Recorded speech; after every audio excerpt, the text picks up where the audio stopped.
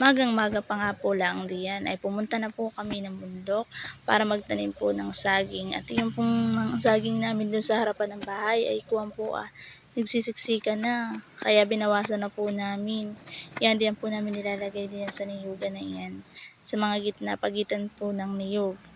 At yan po ay madali lang naman po yang mabuhay. 'Pag po yan tinanim ninyo ay di yan po puwede mo ng babalikan mo na laang kapagka iyan ay haharbisin na.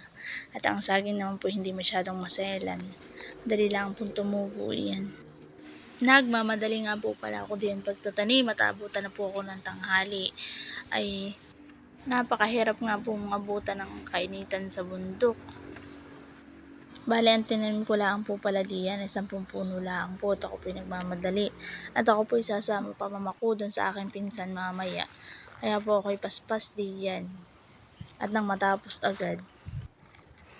Yan naman po hindi mo na kailangang sobrang malinis yung paligid at yan naman po hindi masyadong maselan. Kahit medyo madamo-damo pa po iyan ay okay lang po yan. Yan po yung madaling mabuhay. Yan. Mas maganda nga para po sa akin, mas maganda nga po yung ganiyan lang, kaliliit yung itatanim ko. At parang feeling ko po yung mas madaling mabuhay yung ganiyan. Pero pwede rin naman pong itanim yung medyo mas malalaki na, kaya lang ay mas komportable ako magtanim yung mga ganiyan pa lang po kaliliit. Yan po yung mga tubo dun sa amin sa gilid ng bahay namin.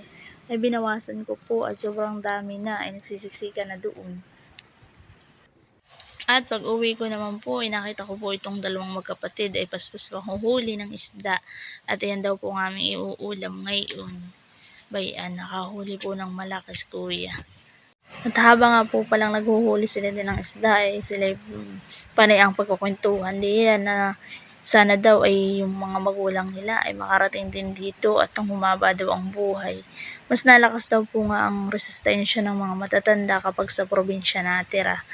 At mas sariwa ang hangin, sariwa yung mga pagkain, mga gulay, yan. Gaya na yan, isda, pag meron kang pambiwas diyan ay mabimiwas ka lang. At bayan nga po yung mga nakuha namin pako. Hindi ko na nga po pala nabidyuhan kanina, nanguha kami ng pako at hindi ko naman na po nadala yung aking cellphone. Bayan, ginugutay na po na ang aking pinsan. At kanya daw ilalahok diyan. Yan, yun sa may tilapiyang iyan. Nilagyan lang po namin yan ng luya. At sariwa naman po sa iluluyahan lang po tsaka tubig. Tapos lalagyan po namin ng yan, kaunting pako po. Yan, samahan namin. Tapos, pagkatapos po na yan ay yung po namang natirang pako ay amin pong ituturta. Para kahit pa paano po, edi magkaiba naman po ang maluluto. Yan, bayan po.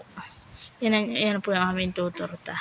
At matatawa ka nga po pala diyan. At yung aking pinsan pagluluto, nagpapakahirap. Hindi kumuha ng malaking sandok.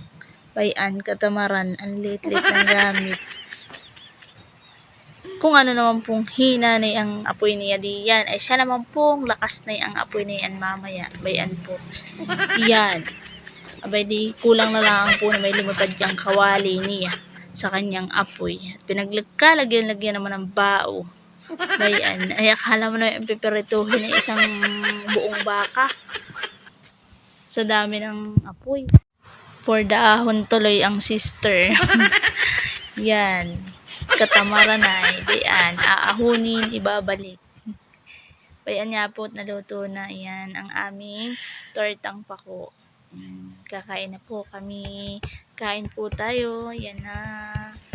Yan nga po pala yan. Yung may sabaw na tilapia.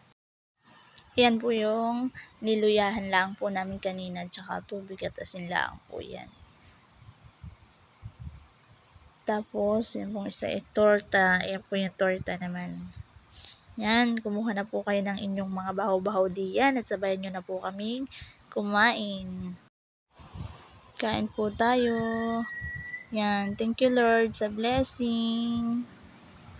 At habang nga po kami di ay kumakain, ay ako nga po inaasar na ang pinsan ko ayan. At sabi ay, pakita ko daw kung sino ako at pakita ko daw yung subo ko, manggaulo ng pusa. Oo, hindi mo naman manggaulo ng pusa.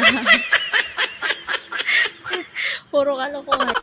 Kaya Kaya nga po kami nagtatawanan diyan, at ako pinagtitripan. Ihahakay naman.